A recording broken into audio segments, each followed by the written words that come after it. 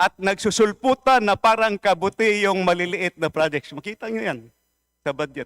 In other words, gichap-chap yung ODA, foreign funded projects, pumunta sa maliliit na mga proyekto.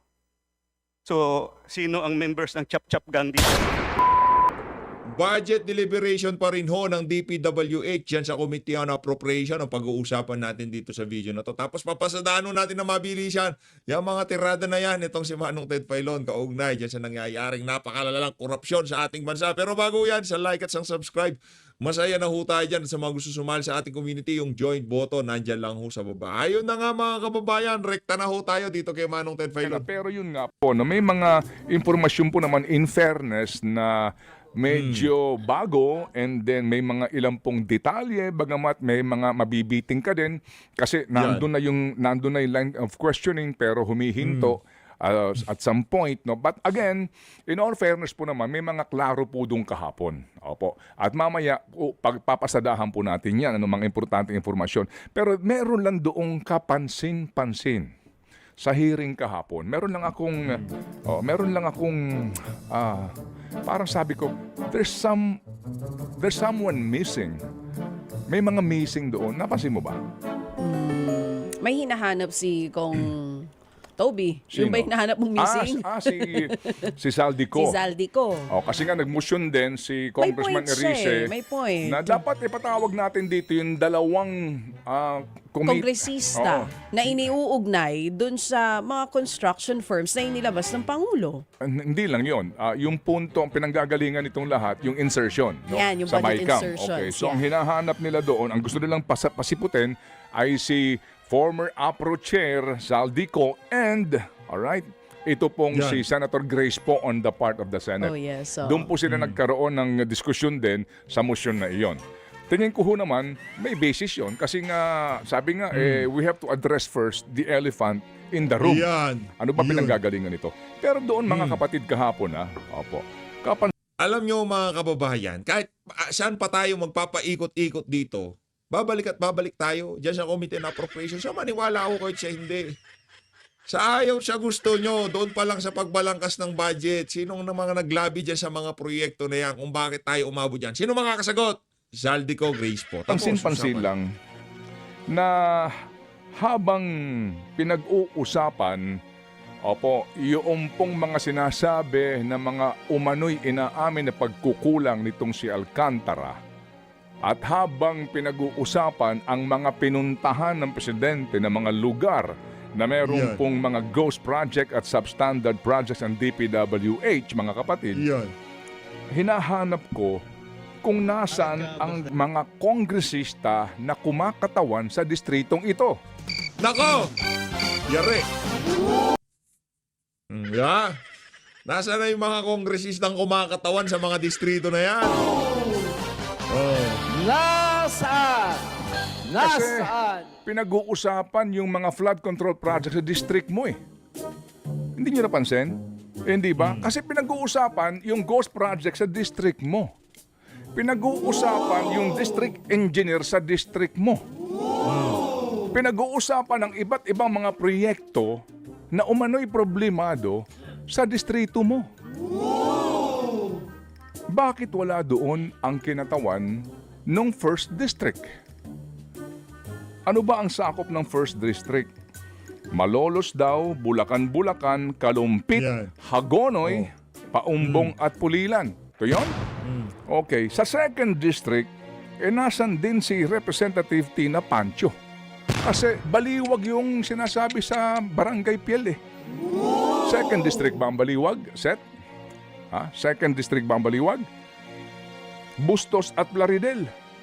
Yung first district nga po, kinakatawan ni Danilo Domingo, ni Daddy kung tawagin. So mawalang galang lang habang pinag-uusapan itong mga proyektong ito ng mga kapwa nyo kongresista, wala kayong masasabi? With all due respect. Respect, yan. Baka nag-i-inspect sila ng ghost projects. I mean, di ba? I mean, it's a valid question. Yeah, valid point. Tama?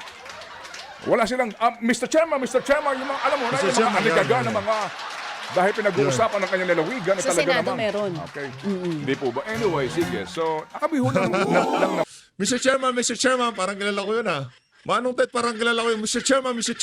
Kilala I natin yun think the people of Bulacan must ask. Yan. Diba? The people of Bulacan must make their representatives accountable. Yo. Dahil maaari sabihin mo na wala kang kinalaman dito, pero ang tanong, hindi mo ba naamoy yan? Hindi mo ba narinig yan? Hindi mo ba man lamang nalaman yan? And I think it's a valid question. With Yo. all due respect. Respect. Yo. Maraming salamat sa pagtatawag sa people of Bulacan. Pero sila ay busy ngayon dahil Okay. wala pa rin silang tubig hanggang ngayon. Okay, ngayon, ito ha. Bago ho Yan, tayo yan. mag-break kasi nga po, punong-puno po ng informasyon po at panayam po ang ating panayam, baby girl ha. Sige, so kahapon po naman in the Senate, pinag-uusapan na po natin ang proposed budget. No? Kasi tapos na po yung ang sabi, macro representation po sa pambansang budget. Sa mga nakikinig ngayon ha, sa ating mga suki po ng mga manggagawa, dito talaga ho may pakialam po tayo dito. Please, makialam na po tayo. Ayoko pong sabihin na gawin natin yung ginagawa doon ngayon sa Indonesia, sa Jakarta particularly. Yan. Sa Jakarta po, alam niyo pinakahuling balita, well, may 10 na po na mga protesters na nawawala daw. Yun ang claim po ng human rights group doon. May nawawala na, may mga dinudukot na kasi nga lumubha ang protesta. Umabot na po sa punto ng maliban doon sa panununog ng ilang po mga building na sinasabing pag-aari daw po ng kanilang mga politiko. Nilulusob na ho yung mga bahay ng ilang politiko at sinusunog at winawasak ang ari-arian. Kanya-kanya silang kuha. Parang people power one na niransak yung Malacanang. Yung kanya-kanya pong kuha ng gamit sa loob. Yung mga kotseng mamahalin ng politiko ay winarak-warak nila. Umabot na po sa ganung extent kasi nga ang mga pulis, ang iba po doon nagdadalawang isip na ho din sa kanilang responde na gumamit ng dahas kasi may namatay na eh.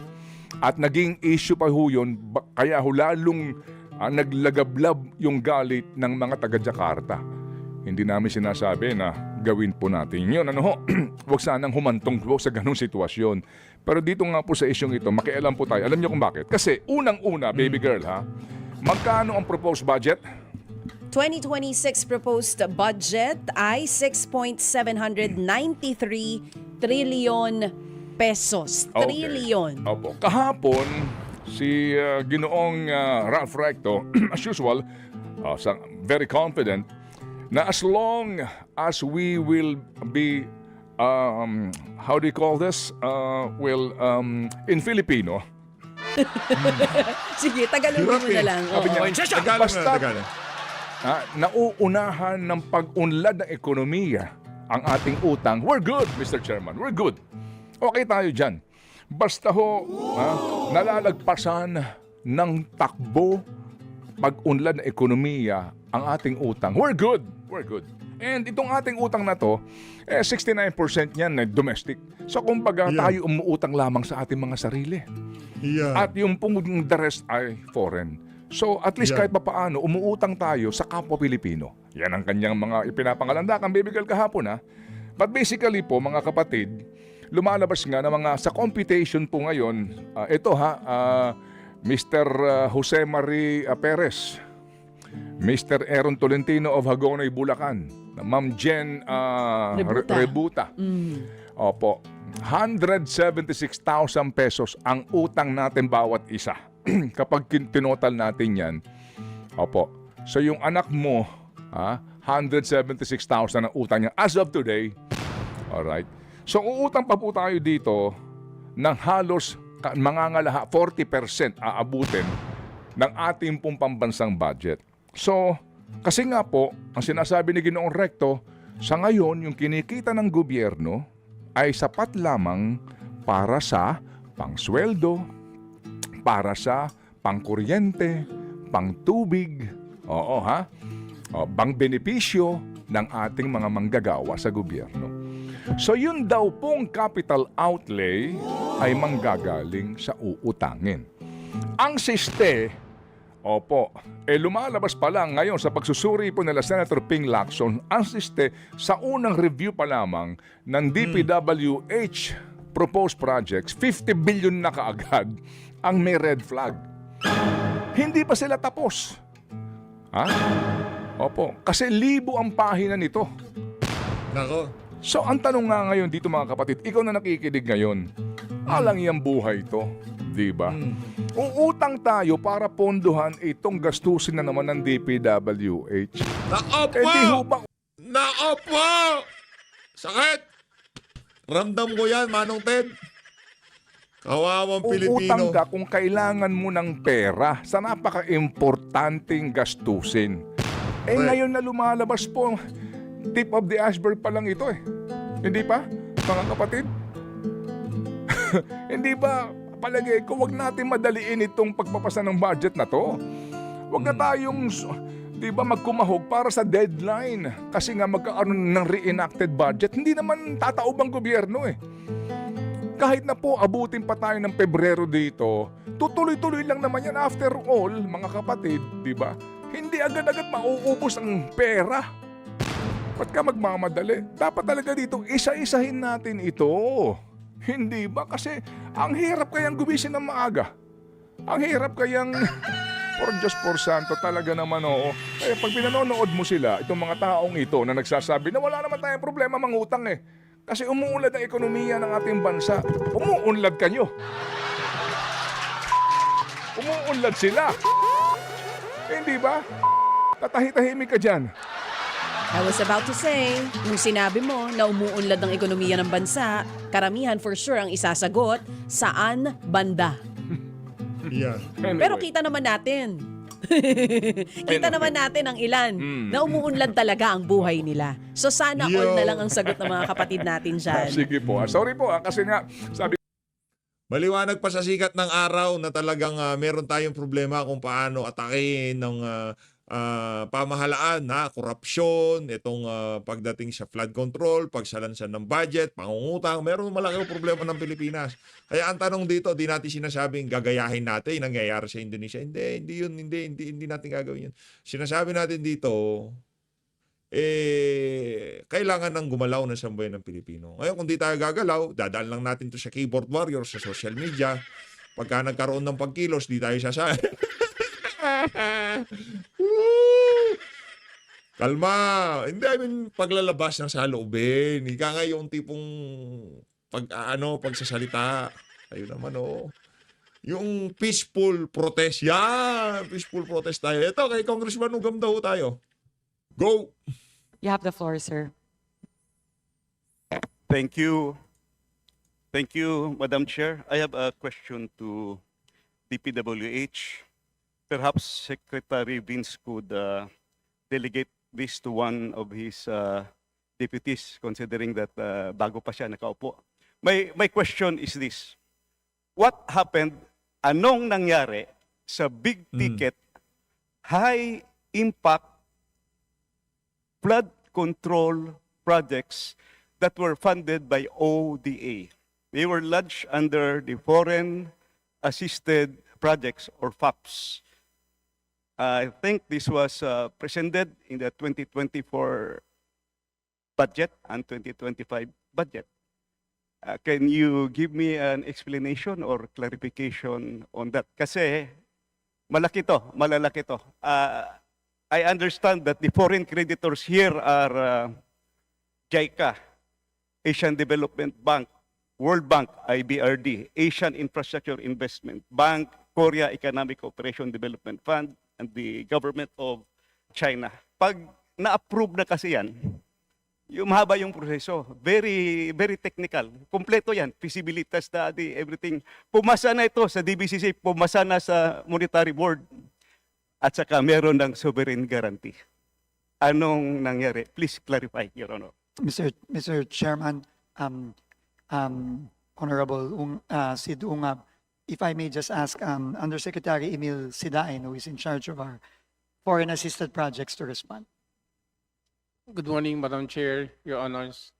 Relative to the ODA or foreign funded projects, which are actually the high impact projects, this has been actually implemented, Madam Chair, Your Honors, in most of our yearly implementations since the past administrations until now. But it goes through the process of approval from the NEDA, previously with NEDA, passing through the ICC Technical Board, then once it goes up to ICC Cabinet Committee, all the way to the NEDA Board. And until now, Mr. Chair, all these flagship projects goes to the proper vetting of all the line agencies for review. With regards to flood control, most of these projects, especially the big ticket projects, goes also to the detailed master plan and feasibility studies before this can be submitted to the NEDA or the DepDep for proper review. And with this, Mr. Chair, once it goes to the approval, the lending institution, if this is actually with JICA, World Bank, ADB, or Korean Exim Bank, the appraisal mission has to come to the Philippines for a more rigid evaluations of the same. So, napakasinsinan po ang review, but isang importante po dito that we have to recognize, the NEDA ICC has to evaluate the projects on a threshold that all projects that should be funded through foreign should go a threshold passing the 10% economic internal rate of return. Meaning if the IR is low, there could be no ROI or impact to the government and to the public. So isa po yun din na tinitignan po ng ating mahal na Pangulo once it reaches the EDC, the Executive Development Council, all these projects can really give a high boost to the economic development of the country.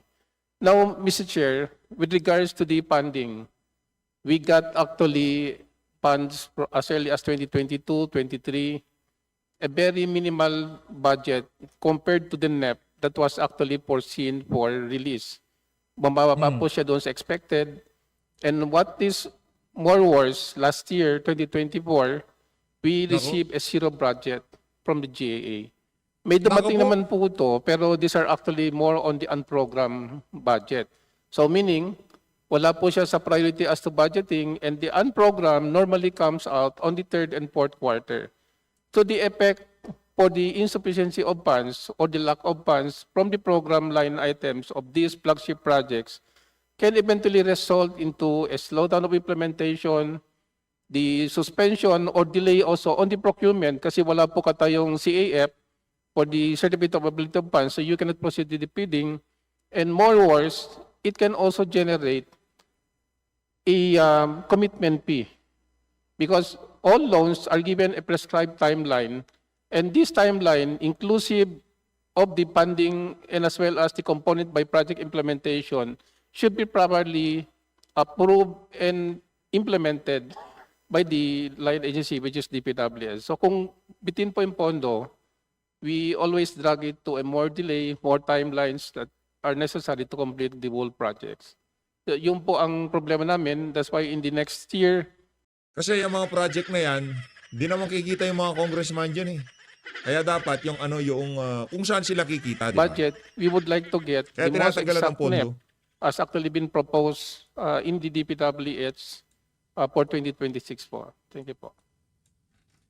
Thank you, Madam Chair. Madam Chair, I would like to simplify what really happened. The transformation of those ODA-funded projects in 2024 and 2025. I have here the 4 books of the budget books. Ang tawag ko nito noong araw, ang 4 na libro ng APRO.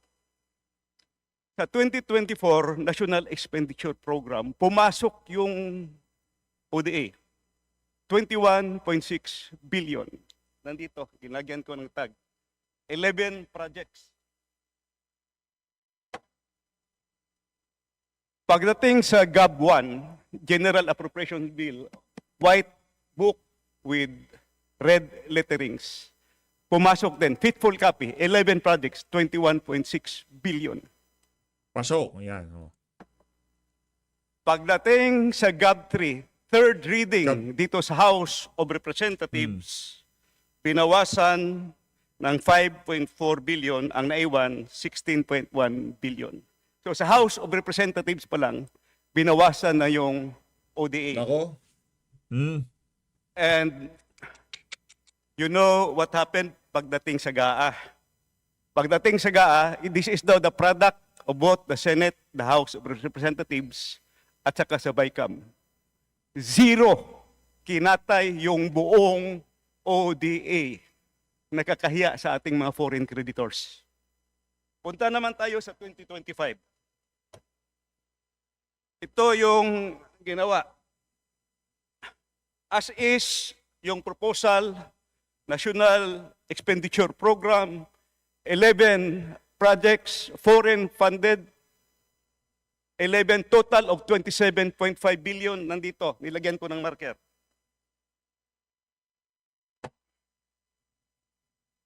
GAB 1, first reading, faithful copy, nandito yung 11 projects. Total of 27.5 billion. Third reading, House of Representatives. Binawasan ng 18.6 billion, ang naiwan 8.9 billion na lang. ODA funded ito. May approved loan na sa mga foreign creditors. Nako. GAA 2025. In fairness to the other house, to the Senate, binalik nila yung 300 million. So yung 8.9 na naiwan dito sa House, naging 9.2 billion. Walang binawas pagdating sa Senado, pero ang overall total, ang nabawas is 67% of the flood control budget, which are big ticket. Pag sinabing big ticket, malalaki ito. These are the, kumbaga, super highway. Dito dadalo yung maliliit. So what happened to the ODA projects? It's very simple. Tingnan nyo lang. Nawala yung big ticket projects at nagsusulputan na parang kabuti yung maliliit na projects. Makita nyo yan sa budget. In other words, gichap-chap yung ODA, foreign funded projects, pumunta sa maliliit na mga proyekto. So, sino ang members ng Chap-Chap Gang dito? Nako, sino So, kaya I ang have member ng three questions Chap-Chap? for... Kaya nga, kinakatay ho talaga ang budget. Sa maniwala ho ko sa hindi, kinakatay ho nila yung budget. Halimbawa, yan sa mga proyekto na yan, dahil hindi nga naman sila kikita dyan, hindi nila lalagyan ng pondo yan.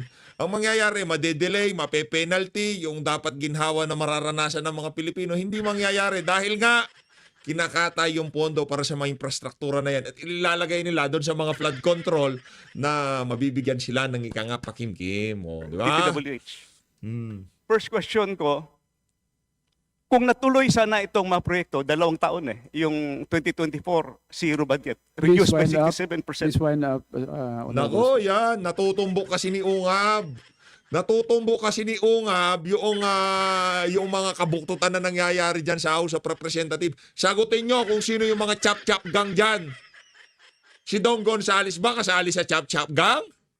Si Zaldico ba kasali sa Chap-Chap Gang? Si Martin Romualdez ba kasali sa Chap-Chap Gang? Si Gargiola ba kasali sa Chap-Chap Gang? Si JJ Suarez ba kasali sa Chap-Chap Gang? Sino pa ba? Yung mga maaangas dyan. Sino pa? Tanong to ah. Si Delipi ba kasali sa Chap-Chap Gang? Naku ng tokwa. These are very important questions, Your Honor. The public should know this. Correct. First question ko, kung natuloy itana itong mga proyekto na ito, could have this help solve the problems in Metro Manila? Kasi nandito yung Metro Manila Flood Control Project at saka yung Pasig Marikina Channel Improvement. Second, sayang wala si Secretary Bunuan. I'm going to ask him sana dito. Did Secretary Bunuan reported this to the President? Kasi kung 2024 pa lang, na zero na yung ODA, sana hindi na mangyari yung 2025. Di ba? Last question para sa DPWH. Can we still avail of those loans? Kasi nagbayad na tayo ng commitment fee. So, Secretary Vince Dizon, I know you are a finance guy also. Sayang yung long-term, kaya nga malalaki yun, big ticket, long-term project. Saka ito, may study talaga, kompleto. pwede ba natin i-reavail yun? At saka yung maliliit na project, yun na lang gawin nating government of the Philippines counterpart. I hope we can do that. So, yun po, yun lang po ang matanong ko. Sana meron pa akong isang question, hindi ko na lang idagdag.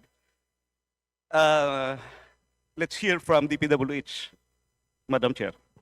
Thank you very much, Honorable Sid Ungab. Sir, tama po kayo, no? Napaka-importante po ng ating mga flagship projects, no? Gago na po yung mga foreign funded projects, no? Dahil po hindi po pwedeng madigay ito. Dahil ang mga digay may kaakibat na dagdag na babayarin at meron din kaakibat na dagdag na utang.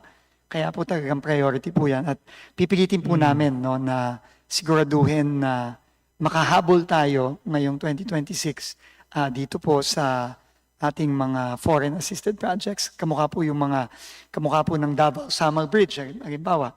No, kamukha po ng mga bridges natin dito sa Metro Manila. Meron din pong flood control na foreign assisted project dito sa Metro Manila at sa ibang mga lugar. So, makakaasa po kayo na pipilit po namin i-preserve at kung kaya po talaga pong pataasin pa ang appropriation natin para sa mga foreign assisted projects natin for 2026. Thank you. Yung dalawang question, kahit later nyo na lang sagutin. Thank you, thank you. Ayun na nga mga kababayan, tawid na ho tayo dito kay Valeriano. Game. Game. From the majority. Ano lang ho Good ito? morning. Ano lang ho ito, Sarsuela lang to. Kumbaga, wala kasi silang magawa dyan sa House of Representatives para naman di sayang ang perang ginabayad natin sa kanila. Hayaan nyo na ho silang tirahin nila yung mga titirahin nila. Mr. Secretary, Wala magandang namang kwenta yan, tanghali sa po totoo sa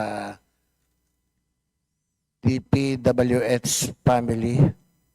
DPWH. Mr. Secretary, nabanggit niyo po kanina na patapos na yung master plan sa Metro Manila. Tama po? Next year. Kasi nung nakarang Congress po, ako yung chairman ng Metro Manila Development, tinatanong ko po yan. At ang sabi sa akin ng Metro Manila Development Authority, medyo expensive daw pag nagpagawa ng master plan. Is that true? Totoo po, medyo mahal po talaga yan. Pero ang maganda naman po, ito ay funded na ng Asian Development Bank at ng JICA. Kaya po, sigurado po tayong, una, matatapos po ito at sigurado po tayo na maayos po ang paggagawa nitong master plan na ito. With that, Mr. Secretary, kung matatapos po siya next year, when can we expect na simulan na po siya at matapos din yung Metro Manila plan? Not the master plan, the project itself.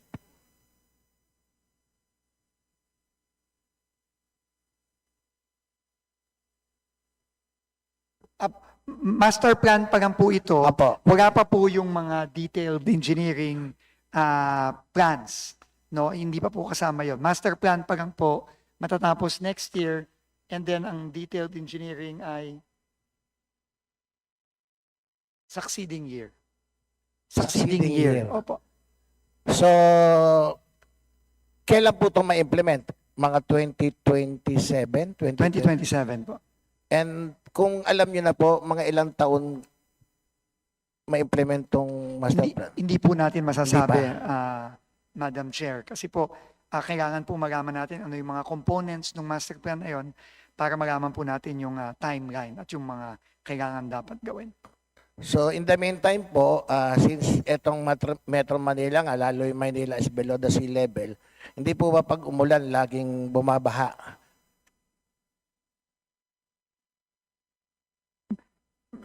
Madam Chair, pasasagutin ko lang po Sige mabilis po. si Undersecretary Sidain. Thank you, Sec. Beans. Madam Chair, Your Honors, the master plan that we are preparing here, Madam Chair, is actually the integrated flood risk management master plan for Metro Manila. We have actually the ongoing projects as far as the major river basin is concerned for Metro Manila. Ito po yung Pasig Marikina River Channel Improvement Works na nandyan na po sa taas. We have to mention here, Mr. Chair, that, Madam Chair, that the 2000, as early as 2002, we have already started the Pasig Marikina River Channel Improvement Project. On that year, starting from Manila Bay, but it has to go all the way to San Mateo. And that's actually entirely 52 kilometers. So the pacing of the constructions, Madam Chair, which is currently now implemented, is the phase 4. Nandito na po tayo sa Marikina section. Yung pong pinunta ng ating mahal na Pangulo, that's actually the very locations where he has seen really by himself and as reported by the localities, yung pong Provident Valley na from Sumulong to Santo Niño was actually not flooded nung nakaraang visit niya because nandun na po yung revetment wall. At 64%, hindi pa po naka 100% yun. But the work for these flood control projects from the major river basin has to go all the way to Marikina upstream sections. Yun po yung nasa dam. That could be the phase 6 of the Pasig Marikina Channel Improvement Works that includes the constructions of the dams and the retarding basin. Plus po yung Parañaque Spillway, of which the FS was also completed in 2022. So yung magnitude of the infrastructure, big ticket projects po, is now on the last phase. Now, ito pong sinabi po ng ating buting secretary, yung integrated master plan would also include the low-lying areas of the entire 17 or 16 cities and 1 municipality for Metro Manila. Doon po yung talagang integrated na where we need to connect yung flood water from the inland can go directly to Pasig Marikina River Channel. Yung pong in-between noon, yung waterways, esteros, yung creeks, all the way to the local drainage po ng bawat localities has to be checked, verified, and rehabilitated. Doon po actually ang cost ng baha. Kung mapapansin niyo po, pag bumabaha yan, kahit saang locations na mabababa siya, it will take you several hours before it subside. Ibig sabihin, yung lagusan niya, papunta sa malaking na ilog, mahina po at saka maliit. Pero nagsusubside siya. Doon sa master plan po na sinasabi ng ating buting secretary is to unclog. Yung drainage, i-unclog mo, yung waterways, i-desilt mo, yung floating garbage, kolektahin mo yon. At yun po ang makakapaibsan para po mabilis ang pagdaloy ng tubig from the inland cities all the way to Pasig River. So, with the instructions po ng ating buting secretary, we have actually integrated yung support po ng World Bank. Kasi yung World Bank po, sila po yung gumawa ng 2013 Master Plan at ang JICA, sila din po ang gumawa ng Master Plan noong 1990. Dalawa po yan and both of these are active lending institutions that come up with one integrated master plan. So, yun po, mag-umpisa po tayo doon para lang at least we can start na hopefully by next year we can get the master plan po. Thank you po. Anyway, na-observe ka rin naman ngayon, kapag bumaha sa lakas ng ulan, in a matter of hour, nagsusubside. Not like before nung panahon ng Ondoy na talagang maghapon magdamag yung baha. Ngayon talagang baba, siguro sa lakas Sinasabi ko eh. Oh, yan si Valeriano. Isa sa mga pinaka-coops na ng congressman. binubuhos ng ulan. Pero afterwards, mga 1 hour, nawawala. Na-observe ko naman po yun at salamat Yan, doon. observe lang ng observe. Pero it means na Yung ano, yung baha ngayon na diyan sa Metro Manila, hindi mo na observe yung tipong 30 minutes lang na ulan, eh baha kagad, hindi mo na observe yun. Hindi mo na observe yung mga palsipikadong flood control. Hindi mo na observe yung mga insertion. Sinasabi ko eh, ino-observe mo lang yung pagbaba ng baha eh. for the meantime, pag natapos ang master plan, siguro kakain pa tayo ng mga 5 taon. So, siguro mga 7 to 8 years. Yan muna ang sitwasyon natin sa Metro Manila. Am I correct? with my- Brad kami, wag mo kami paandaran kung ano kakainin ha. Ikaw di namin alam kung ano kakainin mo. Yung kakainin na araw at panahon, bahala ka na dyan. Ayun na nga mga kababayan. Dito na ho natatapusin ang pag-iipal nito si Valeriano. Maraming salamat ho sa pag-support sa page update. Mag-ingat ho kayo lahat. Sinong kumakatay ng budget? Hindi ho natin alam. Walang nakakaalam. Pero tayo dito sa PH Update naniniwala na itong si Saldico, siya tanungin natin.